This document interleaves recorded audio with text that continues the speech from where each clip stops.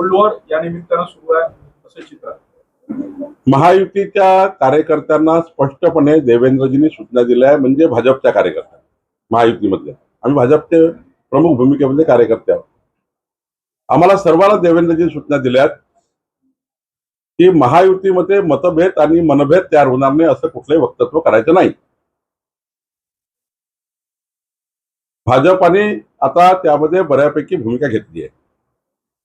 माननीय एकनाथ शिंदेजीही त्यांच्या प्रमुख जे नेते आहेत त्यांना सांगतील की महायुतीमध्ये मतभेद मनभेद होणार नाही. एकनाथ शिंदेजींनी यापूर्वी अनेक वेळा त्यांच्या बैठकीत बजावलाय. पण एखाद्याला वारंवार सवय पडली, एखाद्याला आपल्या गावातली व्यक्तिगत दुश्मनी काढायची आहे, आपल्या मतदारसंघातल्या दुश्मनीला घेऊन आपल्या मतदारसंघात स्वतःचं अस्तित्व टिकवण्याकरता काही लोक आपल्याला महायुतीच्याच व्यक्तीला विरोधक समजत आहेत. हे कळलं पाहिजे महायुतीमधल्या प्रत्येक नेत्यांना, सर्व पक्षाच्या नेत्यांना. महायुतीमधल्या आपला विरोधक कोण आहे, आपल्या विचाराचे विरोधक कोण आहे, आपल्या सरकारमधले विरोधक कोण आहे.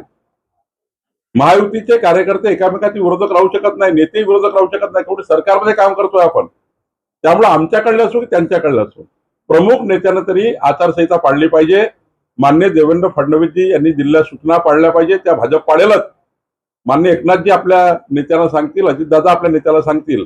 पण महायुतीच्या प्रमुख जे नेते आहेत आमचे, त्यांची भूमिका एकच आहे, मनभेद आणि मतभेद तयार करायचे नाही.